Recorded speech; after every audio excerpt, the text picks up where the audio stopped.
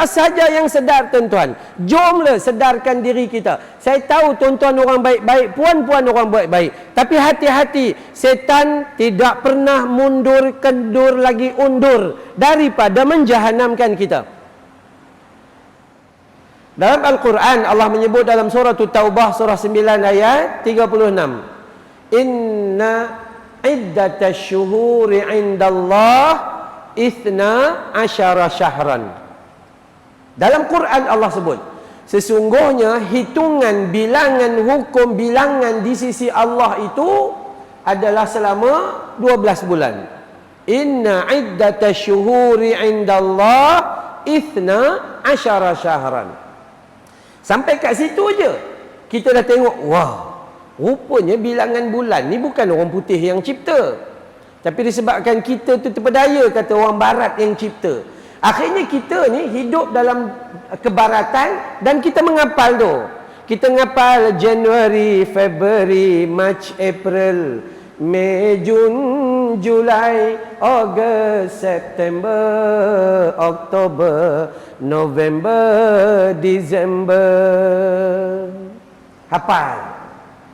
Bila anak cucu tanya, tu bulan Islam kan mula dengan Muharram. Lepas Muharram apa tu? Lepas Muharram Muhalal. Sampai ketua bengong kita. Hanya kita saja yang tahu.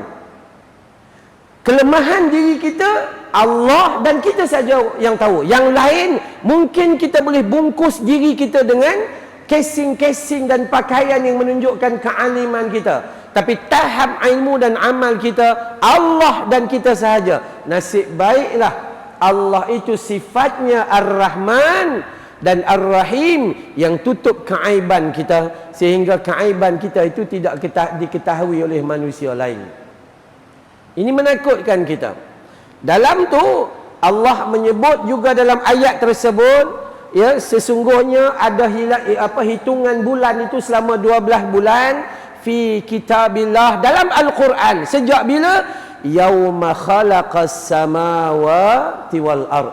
Semenjak Allah cipta langit dan bumi, sudah Allah tentukan ada 12 bulan. Dan Allah kata minha arba'atun hurum. Dalam 12 bulan itu ada 4 bulan mulia, 4 bulan al-haram. Tapi dalam ayat tu tak sebut bulan apa. Maka kedudukan hukum selepas Al-Quran, kita pergi kepada sunnah Nabi atau hadis Nabi SAW. Hadis riwayat Imam Al-Bukhari, sahih. Apa Nabi cerita? Nabi kata thalathun mutawalliyatun, 3 bulan berturut-turut, Zulqa'dah wa Zulhijjah wa Muharram. Kemudian Nabi tambah wa Rajabun Mudhar alladhi bainal Jumada wa Sya'ban, dan bulan Rajab, yakni berada di antara Jamadil Akhir dan Sya'ban, dia berada di tengah. Maka ada dalam tu minha arba'atun hurum, bulan mulia ni ada 4, Zulqa'dah wa Zulhijjah, Muharram dan juga bulan Rajab, dan kita berada pada bulan itu. Bila kita berada pada bulan ini, orang yang berilmu, dia akan mengambil kebaikan daripada bulan ini. Apa kebaikan bulan ini? Kebaikan bulan mulia daripada Allah Ta'ala. Allah bagi macam-macam kebaikan, tapi sandarannya haruslah yang sahih. Jangan beramal dengan hadis yang maudhu', dengan hadis da'ifun jiddan. Jangan beramal dengan kata-kata yang tak tahu, la aslalahu, tiada asal usul. Tapi beramallah di bulan ini dengan memperbanyakkan amal. Kenapa? Sebab bulan ini adalah bulan yang dipanggil bulan mulia di sisi Allah Subhanahu wa ta'ala. Sudah tentu Allah kurniakan kebaikan, tapi Nabi tak cerita berapa banyak kepada kita. Dan salah satu daripada kejadian pada bulan ini, biasanya kita kaitkan dengan pada 27 Rejab. Kita kaitkan. Dan tuan-tuan kalau mengaji dalam bab sirah, kita jumpa dengan ahli falak, maka tarikh sebenarnya bukan pada 27 Rejab. Kalau dari sudut ilmiah, Isra wal Mi'raj, ya, kita memilih satu saja daripada berbelas-belas pandangan. Dan pandangan 27 Rejab ini sebenarnya bukanlah pandangan yang betul-betul benar berdasarkan kepada kajian sejarah dan juga kajian ahli falak. Tetapi ya, kita tak berapa kisah sangat tentang tarikh. Yang paling penting adalah pengajaran yang kita ambil daripada kejadian tersebut. Ini mukadimah tuan-tuan. Lemahnya manusia. Ini mukadimah je. 18 hari bulan 3 tahun 2020. PKP. Sehinggalah sekarang ni dah masuk bulan 2 nak masuk bulan 3. 2 tahun. Kita ditimpa pandemik. Satu penyakit yang lebih besar daripada kejadian yang berlaku di zaman Nabi SAW. Yang memusnahkan kehidupan manusia. Yang mematikan jutaan manusia. Meranapkan kepelbagaian perniagaan. Merosakkan segala macam kehidupan penyakit. Segala macam. Tapi manusia masih lalai dan lara. Terabai. Sehinggalah mask yang kita pakai ni, kalau kita rasa tak cukup satu, kita rasa macam tak berapa selamat, kita bubuh 2. Tak cukup bubuh 2, bubuh face shield 3. Bubuh asma hak jalan macam tu je. Dan mulanya PKP sampailah hari ni, kadang-kadang masa kita sarung ni tuan-tuan, bismillah pun tak sebut. Bismillah pun tak sebut. Sedangkan penyakit dan wabak itu berlaku dengan izin Allah dan kesembuhannya juga dengan izin Allah. Ketika kita pump hand sanitizer pun leka daripada menyebut bismillah. Ketika kita beratur dos pertama, dos ketiga, dan sekarang dos galak. Siapa rasa kurang galak, galakkan. Ya, saya dah ambil dos menggalak. Okey, booster. Dos pertama, dos kedua, kita beratur kadang-kadang 2-3 jam nak dapat tu. Ketika beratur, waktu dicocok, adakah kita letak kalimah waktu dia cocok tu, bismillahi tawakkaltu ala Allah, la haula wala quwwata illa billah, ataupun kita cuma letak kamera je ambil nak tengok betul ke tidak? Manusia tidak meletakkan sifat kebergantungan kepada Allah Subhanahu wa taala.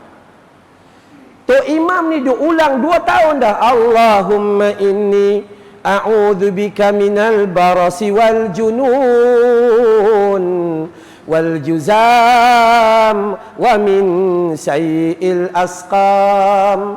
Allahumma inni a'udzu bika min jahdil bala wa darakis syaqa wa su'il qada wa syamatatil a'da. Sebahagian daripada ayat yang begitu popular, doa rawat penyakit, doa tolak bala, sampailah kita tak hafal 2 tahun dah. Hanya kita saja yang tahu tahap kebergantungan kita kepada Allah. Nabi mengajar kita selepas solat subuh dan selepas solat maghrib, baca bismillahilladzi la yadurru ma'asmihi syai'un fil ardi wala fis sama'i wa huwas samiul alim 3 kali. Allah, dia siapa baca dia ada waktu subuh, maka Allah akan jaga dia sampai maghrib daripada segala macam musibah. Siapa baca waktu maghrib, Allah lindungi dia sampai subuh esok. Tu pun sampai tua malah bangkar tak hafal-hafal kita. Itulah manusia.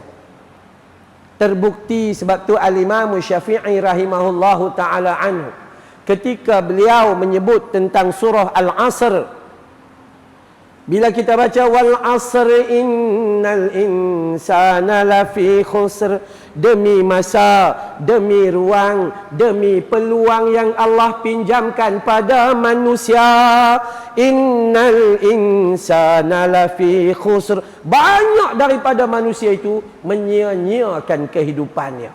Itu sifat manusia. Siapa tuan-tuan? Saya pun sama. Sebab tu kita bila mengaji ni, kita mengaji untuk kita, buat peringatan diri kita. Sementara kita masih hidup, jom mengambil pengajaran. Sebab tu malam ni bukan kita nak cerita kisah tentang Isra' Mi'raj bagaimana dia pergi tu, tapi nak mengambil beberapa pengajaran yang ada di dalamnya. Selesai mukaddimah. Mukaddimah berapa lama? Kat 1,5 jam. Okey, baik. Yang pertama kata ulama daripada ayat Al-Quran yang Allah bagi tahu kepada kita, kita baca dah surah Al-Isra ni semua orang tahu. Surah Al-Isra, surah yang ke-17 ada yang pertama tu. Allah bagi tahu dah subhanallazi, ya, kemudian Allah bagi tahu apa? Asra bi 'abdihi laila minal masjidil harami ilal masjidil aqsa alladzi barakna haula linuriyahu min ayatina innahu huwas samiul basir. Dan memang jelas, clear ayat tu. Cuma manusia bila dia baca Al-Quran dalam al-lughatul Arabiyah, dia faham al-lughatul Malayuiyah wal lughatul Jawariyah wal lughatul Inggeriziyah. Maka dia membaca Al-Quran sekadar iqra'ul Quran, zikrullah. Tetapi dia tidak mengambil pesanan yang disampaikan oleh Allah. Dia tak dapat. Kelompok kita orang Melayu ada problem daripada dulu. Problem kita dua. Kurang fikir, kurang zikir. Kurang fikir, kurang zikir. Al-Quran kita baca je. Sedangkan Al-Quran diturunkan ayat, tuan-tuan, puan-puan juga di belakang. Ayat yang pertama diturunkan ketika wahyu pertama, surah Al-Alaq 1 sampai 5. Cuba cabar diri kita, hafal ke tidak? 1400 tahun dulu turun. Ketika Allah menurunkan Iqra bismi rabbikal ladzi khalaqa khalaqal insana min 'alaqa Iqra wa rabbukal akramul ladzi 'allama bil qalam 'allamal insana ma lam ya'lam. Waktu umur saya 52, tuan-tuan ada yang 42, 62, 72. Hafal ke tidak 5 ayat tu ya yang turun? Allah pesan kepada Nabi, Iqra, baca. Kenapa suruh baca? Selepas baca baru faham. Kita Iqra, baca sampai tua tak faham-faham. Kenapa? Kita kurang fikir. Kita boleh berzikir, tapi kita kurang fikir. Kita tak mau tengok pesanan yang diberi oleh Allah Subhanahu Wa Taala. Akhirnya kita tak faham. Kita baca Quran jangan mengata ke orang, lepas sadaqallahul azim, pulun balik fitnah kiri kanan dan sebagainya. So, okey, baik. Pengajaran yang pertama, ulama menyebut yang pertama sekali adalah tentang Baitul Maqdis. Kita ambil mana-mana kisah dalam tu. Baitul Maqdis disebut minal masjidil haram ilal masjidil aqsa. Kalau kita baca dalam belajar hadis, kita akan dapati kata Nabi SAW kata, berpayah-payahlah kamu untuk menuju kepada 3 tempat yang suci. Sama ada di situ Masjidil Haram di Makkah, Masjidil Nabawi di Madinah dan Masjidil Aqsa di Palestin. Maka sebagai orang yang memahami Isra wal Mi'raj, bukan sekadar mereka buat program dan kemudian nanti makan nasi Arab, bukan. Ya, bukan itu sahaja, tapi mereka mengambil pengajaran Baitul Maqdis bukan lagi dalam jagaan kita, malah dalam cengkaman manusia laknatullah. Ya, dikeliling seluruh dunia umat Islam di antara manusia yang paling ramai dan paling tidak bangun dalam istilah jihad. Paling tidak bangun. Umat Islam tidak cukup kuat untuk mengantar bantuan harta, perubatan dan wang ringgit kepada orang Palestin. Tak cukup kuat. Walaupun Malaysia di antara yang terkuat. Malaysia di antara yang terkuat. Tapi negara-negara Islam yang besar banyak mengabaikan tanggungjawabnya. Kita sibuk membesarkan rumah kita. Dapat duit KWSP ketika umur 60 tahun. Tiba-tiba berhajat nak besarkan rumah. Kan gila. Umur 60 besarkan rumah nak buat apa? Awak kencing manis, bini darah tinggi, silap-silap lepas tu gaut, menyengit, bengkak kaki, tiba-tiba nak besarkan rumah. Kebodohan yang sangat ketara. Sedang kita terlupa membina rumah kita di dalam syurga Allah Subhanahu Wa Taala. Seorang sahabat datang dalam hadis riwayat Imam Muslim, Sahih Muslim. Seorang sahabat kata, "Ya Rasulullah, aku sekian waktu hidup bersamamu ya Rasulullah ketika di dunia ini, dan aku berhajat dan rindu untuk duduk juga bersamamu di akhirat nanti." Subhanallah. Sahabat, Kita tak pernah tengok Nabi. Hadis pun tak minat nak baca. Doa nak jumpa Nabi dekat akhirat pun tak pernah disebut di mulut kita selama kita hidup. Allahu Akbar. Kata Nabi, kalau itu hajatmu, maka perbanyakkan salat sunatmu. Apa salat sunat yang Nabi ajar kepada sahabat ni? Pertama, 2 rakaat salat sunat subuh. Itu dipanggil salat sunat rawatib dalam riwayat Ummu Salamah dan riwayat Abdullah ibn Umar yang sangat-sangat sahih. Yang kedua, 2 atau 4 rakaat salat sunat sebelum zuhur. Yang ketiga, salat sunat ba'diyah zuhur 2 rakaat. Yang keempat, salat sunat ba'diyah maghrib. Yang tadi itu satu kerugian besar apabila manusia meninggalkannya. Dan yang kelima, salat sunat ba'diyah isyak. 5 jenis saja. Ini dipanggil sunat muakkadah. Dan siapa yang buat 5 ni, maka Allahu Akbar. Nabi SAW, manusia paling jujur dalam sejarah manusia, mengatakan Allah menjanjikan rumah kita berjiran dengan rumah Nabi SAW dalam syurga Allah. Kita di dunia buat rumah, mati. Itu je lah. Bukannya ada apa pun. Tak ada apa dah. Sebab tu saya selalu ulang, untuk saya, untuk kita semualah, untuk kita semua, pengajaran paling besar adalah bagaimana kita melihat Isra' wal Mi'raj. Oh, ada Palestin. Apa sumbangan aku pada Palestin? Bumi para anbiya. Apa sumbangan yang kita telah bawa?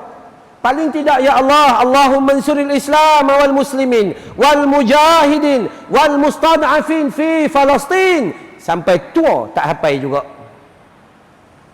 Kitalah kita. Hanya kita yang boleh jawab tentang kedudukan diri kita. Harta kita. Berapa banyak yang kita telah jihadkan di jalan Allah Subhanahu wa taala terhadap perkara-perkara yang sekian itu. Maka sebab itu tuan-tuan, yang pertama sekali kita cek dekat Palestin. Apa yang kita buat? Hanya Palestin menjadi tempat ziarah semata-mata dengan rombongan sahaja, tapi tanpa mengambil pengajaran. Ini boleh kita lihat rata-rata. Sebahagian ulama tak benarkan kita ziarah Palestin sekarang. Tak benarkan. Kenapa? Sebab Palestin di bawah cengkaman Israel. Jadi kalau kita pergi sana, semua duit kita masuk bayaran kepada Israel. Ulama kata, ada sebahagian ulama tak setuju. Kenapa tak setuju? Ketika orang Palestin, umat Islam, sahabat handai kami berada di sana, hampa halau, hampa rogol, hampa bakar rumah dia. Tiba-tiba kami orang Islam mai daripada Malaysia, hampa terima kami, no? Pasal apa? Sebahagian orang Palestin pun kata kat kita macam tu. Hampa bolehlah banyak duit, depa ni, kami ni depa bunuh, depa buang kami macam tu. So sebab tu sebahagian ulama kata tak bagi. Sebagai tanda kita tu nak bantu mereka adalah jangan bantu ekonomi orang Israel. Sebahagian ulama. Saya bukan kata semua, tapi sebahagian ulama. Okey? Jadi ini asas dia. Jom, perkara pertama sekali, dikatakan wajib umat Islam mempertahankan Palestin. Wajib. Hantarlah sumbangan kita, apa bentuk sumbangan, apa sahaja. Kalau boleh dengan tenaga dipersilakan, kalau boleh dengan harta dan wang ringgit dipersilakan, kalau boleh dengan apa-apa sahaja, perubatan dipersilakan, apa sahaja. Sekedar meletakkan bahawa nama kita ada dalam usaha untuk membangunkan sebuah tempat suci yang telah diiktiraf oleh baginda Nabi sallallahu alaihi wasallam. Ini perkara paling besar, tuan-tuan. Ya. Tapi sayang, 1000 kali sayang, kadang-kadang harta kita tak letak pada tempat yang betul. Ya, macam tadi dah besarkan rumah tu isteri. Dapur. Dapur. Umur 60, suruh suami buat 2 dapur. Umur 60, gigi pun dah tak ada nak makan, kencing manis pun naik sampai 17, darah tinggi 180. Nak minta darah apa lagi kita? Pesan dengan suami tu, bang, kita kan baru dapat KWSP 300-400 ribu. Buatlah dapur tu. Dulu dapur tu satu, buat 2. Satu dapur kering, satu dapur basah. Kita pula suami ni mujhid tumse muhabbat hai. Sungguh. Suami ni dia sayang benar. Sayang betul dengan isteri dia. Maka apa jadi tu? Dia pun kata, tak apalah abang, kita buat. Umur 60 dah ni. Kalau ikut usia Nabi, baki tinggal 3 tahun aja. Buat apa menghabiskan buat rumah tu? Tapi disebabkan kita tu hawa nafsu menguasai kita, saya pada bini kita, maka jom kita buat juga. Buatlah 2 dapur, 1 dapur basah, 1 dapur kering. Sampai bini mati, 2-2 kering, tak masak-masak. Asyik food panda dengan grab food aja. Allah. Tu manusia. Lalai tak tuan-tuan? Lalai, sangat lalai. Kadang kita berjalan pergi kampung-kampung tuan-tuan, depa duduk di rumah ni, radio tu 24 jam tak tutup, kecuali radio tu rosak baru berhenti. 24 jam. Kadang kita pergi solat ni radio duk bunyi. Kita Allahu Akbar, duk dengar oh, wadakaro nahi chodo gitu me rasa jahatum ho Vahame bihu. Sambung. Betul. Tu manusia. Lalai ya Allah, lalai sungguh. Daripada umur 6 tahun mengaji ni dalam solat, inna a'tainakal kautsar wal asri qul huwallahu ahad. Yang tu saja sampai umur 66 tahun itu juga yang dibacanya. Dalam tempoh 2 tahun tu Allah penjarakan kita dalam rumah setahun yang pertama PKP, mana pun tak boleh pergi. Berapa ayat Quran yang kita dah hafal dalam tempoh setahun tu. Nak pergi mall tak boleh, pergi pasar raya tak boleh, pergi mana tak boleh, duduk dalam rumah. Berapa ayat Quran yang kita dah hafal daripada 6,236 ayat tu. Tak ada harapan. Tambah lagi Hindustan lagi ada. Itulah manusia. Kadang-kadang saya duduk dengan isteri saya. Isteri saya yang pertama meninggal bulan 3. Bulan 3, lepas tu saya menikah bulan 9. Tu mereka berkata, ustaz cepat tu menikah. Nak buat macam mana laku. Kan ya. Jadi menikah, saya sembang isteri saya muda tuan-tuan, umur 29 tahun. Tengok orang dah nak kadang-kadang kita duduk sembang, ya Allah, duduk dalam rumah ni kan. Duduk dalam rumah nak kata mengaji Quran pun tak, nak kena baca kitab pun tak, nak kena solat tahajud pun tak, apa pun tak. Kerja dia tidur makan, tidur makan, tidur makan, duk fikir benda-benda duniawi. Sedangkan kita faham, ulama-ulama kontemporari menyatakan dunia ini apa dia? Bukan tempat tinggal. Dunia ini hanya tempat kita meninggal, sedang akhirat itu tempat kita kekal. Tu je. Maka sepatutnya dunia ni kita ambil, hantar segera. Hantar segera. Sekarang ada duit tak? Ada. Hantar ke Palestin. Kenapa menghantar ke Palestin? Itu bermaksud kita menghantar ke syurga Allah Subhanahu wa taala. Waktu nak menghantar harta ke akhirat bukan waktu kita mati. Waktu kita hidup. Ini kecerdikan dan kebodohan manusia. Nama manusia seperti kita. Manusia hanya tunggu lepas mati. Sedangkan dia tahu tak boleh bawa. Sebab tu manusia ni yang paling cerdik. Manusia siapa? Manusia yang paling cerdik adalah manusia apabila dia dapat harta, dia tidak menunggu, melainkan dia menggunakan harta itu untuk kemanfaatan. Dia buat apa bagi nafkah dan sebagainya kerana dia tahu harta itu akan berada dalam syurga Allah. Dia kirim kepada isteri dia tu yang kat belakang tu. Kita nak hantar kepada Allah Ta'ala duit kita, kirim kepada isteri kita buat belanja, beli tudung bawal, tenggiri, kembung, jenahak, apa sebagainya. Ya, kirim kepada anak-anak kita, buat apa? Belajar UiTM ke apa gitu gini. Kirim kepada masjid kita, kirim merata-rata. Kenapa kita kirim? Sebab selepas mati kita tak boleh bawa harta tu. Sebab tu kecerdikan manusia apabila waktu dia ada, dia beramal dan terus menghantar hartanya ke akhirat. Dan ada manusia yang ini manusia yang kita panggil kejahilan dan kebodohan. Bila dapat harta simpan, dapat harta simpan, dapat harta simpan, kira jumlah, mati pada muka. Apa pun tak dapat. Itu pertama. Pengajaran kita hari ini, jom kita cek dekat Masjid Zaid bin Abu Harithah. Tu pun satu. Selama duk ulang Masjid Zaid bin Abu Harithah tu, Kenai ke tidak seperti dia? Alah tu nama masjid ustaz. Oi lah, bodoh betul orang tua ni. Dia kena cek. Oh, Zaid bin Abu Harisah rupanya anak angkat Nabi SAW, pernah ya membantu Nabi dalam proses dakwah ke Taif, dan bantu Nabi sebab Nabi pernah disiksa begitu begini dan sebagainya. Ini rugi manusia apabila dia tak ambil peduli tentang ilmu, melainkan dia lara dan lagi dia lalai. Itu ambillah pedoman tentang kewajiban kita mengambil prihatin terhadap negara Palestin, bahawa dia tempat yang paling istimewa, berada di nombor 3. Maka kita akan dipersoalkan oleh Allah atas apa urusan kita terhadapnya. Kalau mereka makmur, mereka bahagia, tu tak ada masalah. Tapi masalah mereka tak bahagia.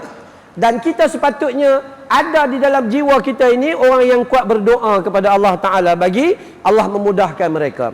Yang kedua, di dalam ayat ni juga Allah mengingatkan dalam surah Al-Isra, ya, surah 17 ayat pertama ni juga Allah menceritakan kepada kita tentang kebesarannya. Linuriyahu min ayatina. Ya, Allah ni bila dia bagi Nabi SAW, Allah perjalankan hambanya ini, kenapa? Allah nak memperlihatkan kebesaran Allah Subhanahu Wa Taala. Kalau Allah nak bagi sesuatu, innama amruhu idza arada syai'an ay yaqula lahu kun fayakun. Itu sifat Allah Subhanahu Wa Taala. Tapi kita tak berapa meletakkan pengharapan kepada Allah Taala.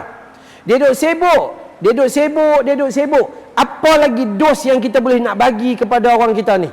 Apa lagi dos? Allah.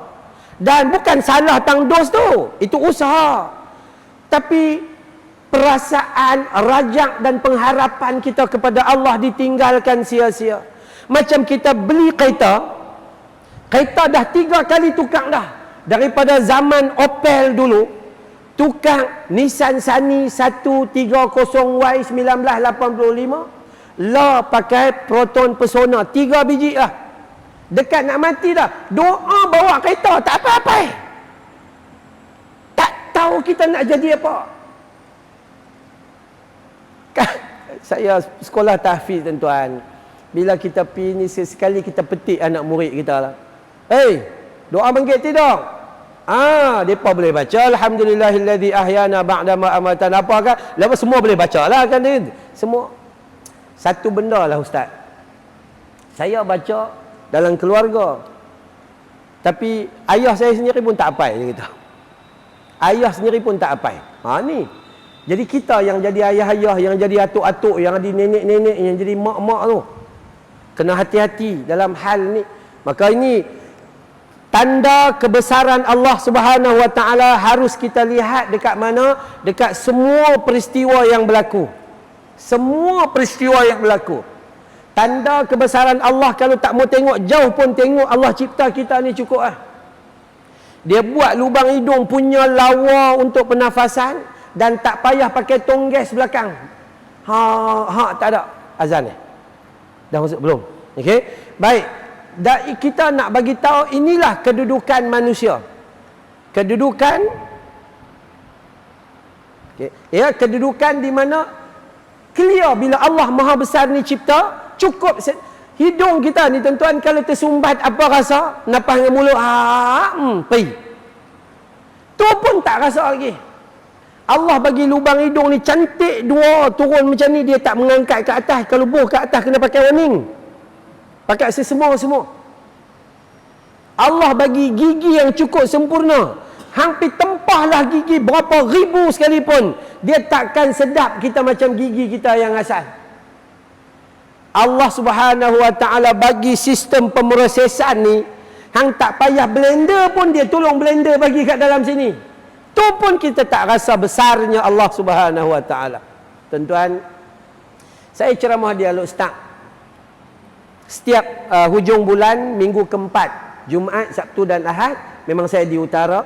Hari Jumaat saya akan singgah di Ipoh untuk kuliah duha dan tazkirah Jumaat. Lepas tu terus pergi Bukit Mentajam, Sungai Semambu untuk ceramah maghrib. Esoknya ada kuliah subuh. Begitulah, ada 9 ke 10 tempat.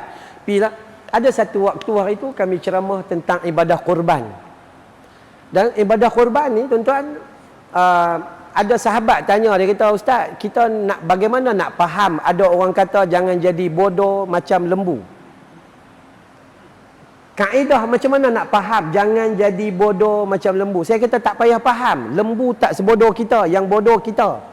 Lembu tak bodoh. Yang bodoh tu kita. Pasal apa? Pasal apa Ustaz cuba bagi penerangan di dalam kuliah ni? Saya kata tak, lembu tak bodoh tuan-tuan. Lembu masa hidup 5,000 jual air. Mana ada bodoh tu, cerdik tu. Kita cuba pergi jual tu dengan kencing manis, darah tinggi, siapa pun tak mau beli, menyusahkan orang hidup. Lembu masa mati disembelih, manusia boleh makan. Kita kalau mati apa-apa? Menyusahkan orang lagi. Mati pula tu duit tak ada. Lagi teruk. Kawan tu nak mandi tak berapa, kawan ni nak usung tak berapa dan sebagainya. Lembu tuan-tuan, otak dia ni. Otak lembu ni boleh buat apa? Boleh buat sup. Ya. Otak kita fikir ia menyusahkan orang. Fikir ia menyusahkan orang. Sungguh. Lah bukan pi jauh tuan-tuan. Minta maaf saya buka ni apa nama mask. Ceramah ni dia macam jogging. Ceramah dia macam jogging. Kalau pakai mask dia tak mau ceramah. Mati kat tepi ni.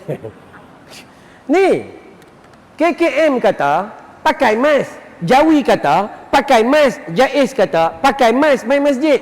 Dah dia tak mau. Hak tu pun susah. Manusia cukup susah.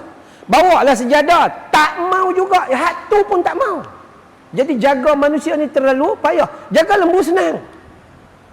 Lembu tuan-tuan lepas ibadah kurban, kepala tu siapa selalu ambil? Pakistan, Bangladesh. Mereka punya expert.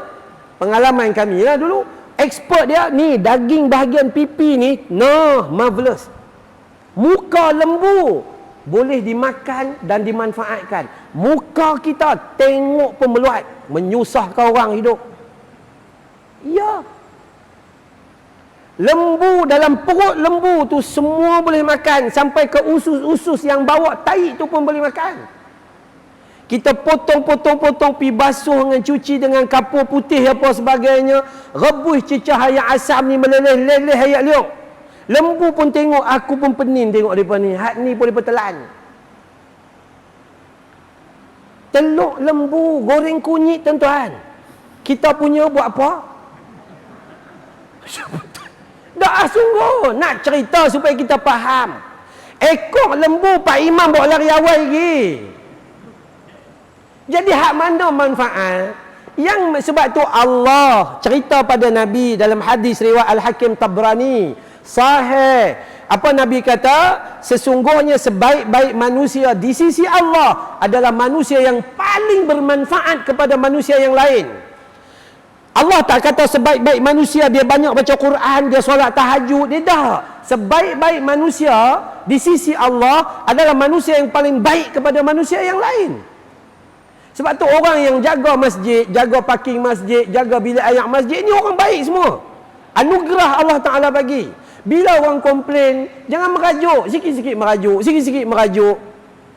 Sungguh, yang AJK pun merajuk, orang tua buruk merajuk.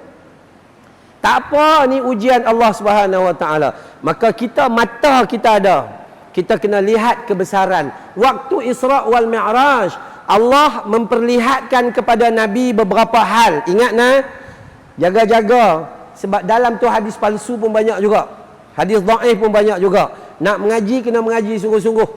Ya, kena mengaji sungguh-sungguh supaya kita dapat beramal dengan yang betul. Baik, dalam peristiwa tu macam-macam lah. Macam-macam penceritaan. Kenapa? Allah nak tunjuk kebesaran dia supaya Nabi dapat tengok dan Nabi dapat sampaikan kepada umat dia, yakni kita. Tapi kita tak dapat juga. Kenapa? Disebabkan khatamallahu ala qulubihim wa ala sam'ihim wa ala absarihim ghishawa wa lahum azabun azim. Surah Al-Baqarah, surah kedua pada ayat yang ke-7. Allah khatam hati kita kerana dosa kita yang tak pernah berhenti. Allah khatam pandangan mata mereka. Pandangan mata boleh nampak yang zahir, tapi kebaikan dia tak nampak. Telinga dia boleh dengar, tapi dengar tak sampai ke telinga hati. Sebab tu ulama kata hati dia mati kerana mata hati dia sudah buta. Hati dia mati kerana telinga hati dia sudah pekak lagi tuli. Dalam surah Al-A'raf surah ke-7 ayat 179 Allah kata ulaika kal an'ami bal hum adall. Mereka itu macam binatang ternakan, macam lembu dan kerbau. Bal hum adall. Malah mereka lebih teruk daripada binatang itu sebut. Allahu akbar. Siapa mereka? Manusia. Manusia punya hati, hatinya mati. Manusia punya mata, matanya buta. Manusia punya telinga, telinganya pekak lagi tuli. Ketika panggilan hayya 'alas salah, hayya 'alas salah.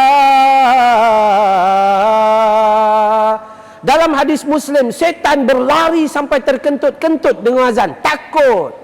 Kita hayya 'alal falah, hayya 'alal falah. Lari tidak, datang pun tidak. Rupanya kita terlebih setan dari setan. Iya, hanya kita saja yang sedar, tuan-tuan. Jomlah sedarkan diri kita. Saya tahu tuan-tuan orang baik-baik, puan-puan orang baik-baik. Tapi hati-hati, setan tidak pernah mundur, kendur lagi undur daripada menjahanamkan kita. Kalaulah Imam Zul, setan akan datang cara Imam Zul. Allahu Akbar. Kalau solat sendiri, kalau jadi imam, Allahu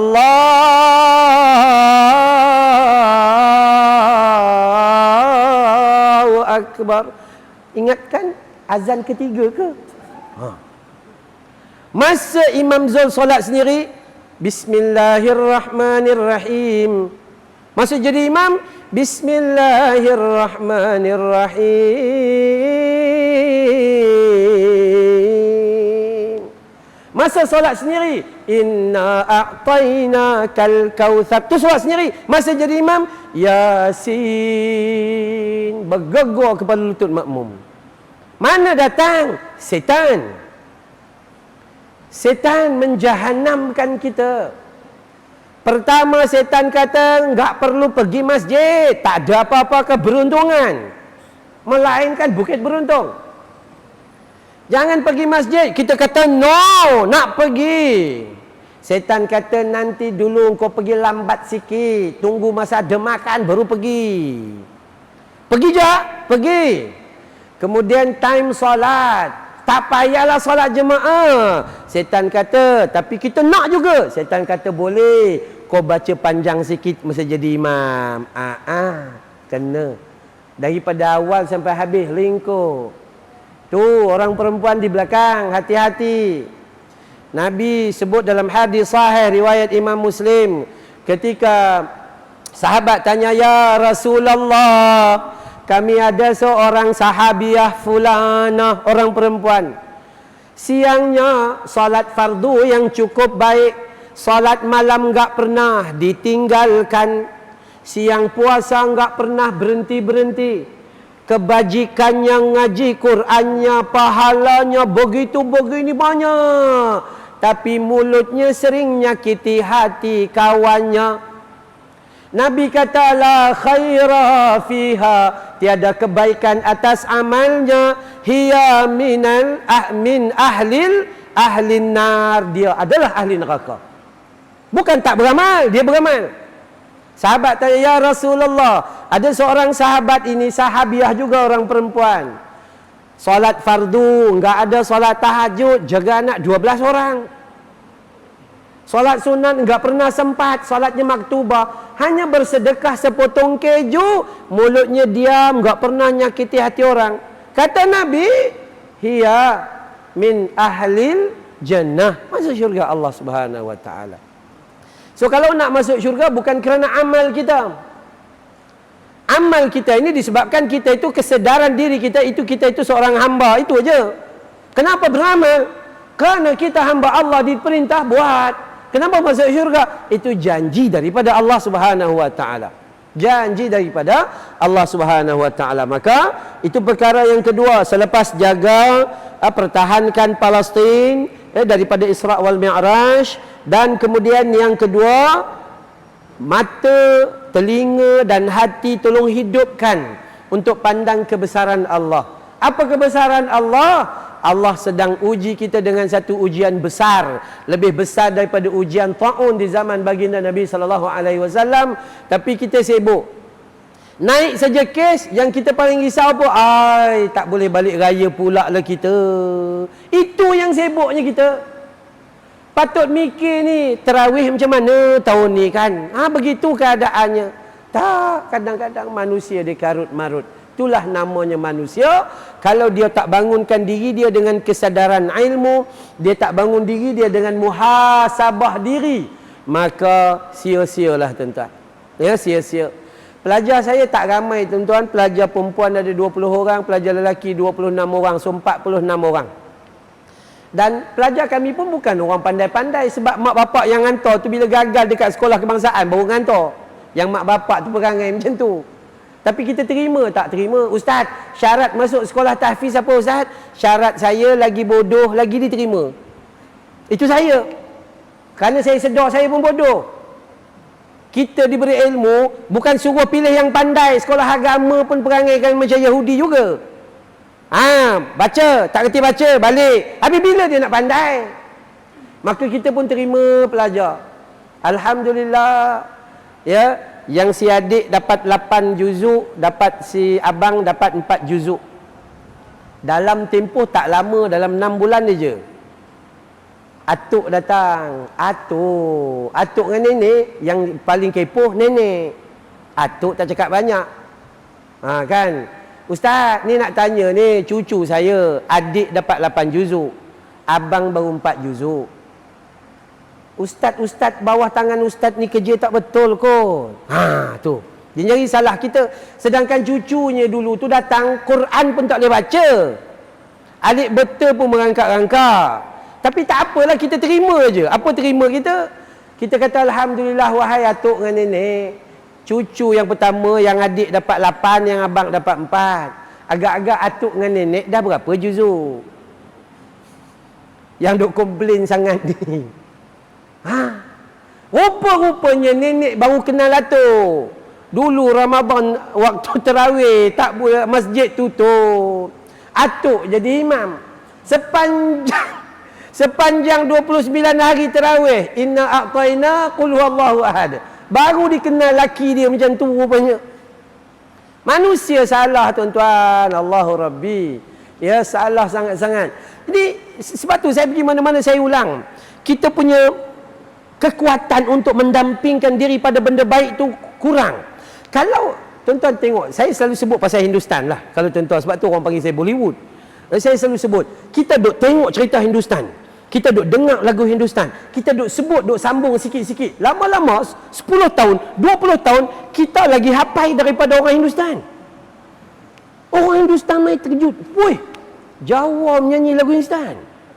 Depa pun terkejut. Depa lagi terkejut bila tengok orang Melayu tengok cerita Hindustan meleleh air mata. Depa yang faham tak rasa apa-apa. Depa lagi terkejut. Ni 2 tahun dah ni PKP tak hafal-hafal. Lagu Hindustan kekal.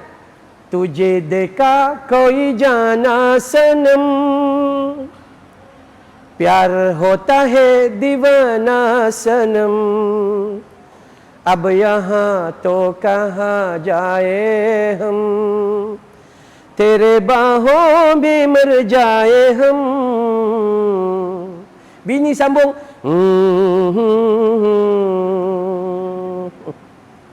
Iya tuan-tuan. Saya peringatkan saya lah juga. Sebab saya pun ngapal juga. Saya pun ngapal juga lagu Hindustan. Tu kan, nak bagi tahu bahawa manusia ni dia lalai ni, tahap dia teruk benar dah kelalaian itu. Umur dia 60, Nabi mati 63. Jadi masa tu dia tugas dia buat apa? Istighfar, minta ampun dan kemudian cari ruang. Allah kata dalam Al-Quran surah Ali Imran surah yang ketiga pada ayat 133. Kata Allah, wasari'u ila maghfiratin min rabbikum wa jannatin arduhas samawati wal ard uiddat lil muttaqin. Bersegeralah kamu mencari keampunan dari Tuhanmu dan mencari syurga yang seluas langit dan bumi untuk kamu. Uiddat lil muttaqin, akan diberi pada orang yang bertakwa. Bersegera, bersegera, jangan tangguh lagi. Jangan tangguh. Siapa tangguh, maka esok lusa belum tentu. Kata arwah jin Samsudin, esok masih ada, tapi takut tiada esok bagimu. Tu judul filem. Ya, judul filem. Kalau kita mengajilah. Baik. Yang ketiga, ulama menyebut bahawa kepentingan solat fardu 5 waktu, akan waktu turunnya peristiwa Isra' wal Mi'raj itu turunnya perintah ibadah salat. Dalam bab menjaga salat, yang pertama sekali kena ada 2 gabungan. Gabungan pertama ikhlas kerana Allah, gabungan kedua mengikut sunnah Nabi sallallahu alaihi wasallam. Kalau ikhlas, salat tak ikut sunnah, maka dianya punah. Kalau tak ikhlas tapi salat dia tak ikut sunnah, apa ikut sunnah tapi tak ikhlas pun juga punah. Dua-dua kena seiring dan sejalan.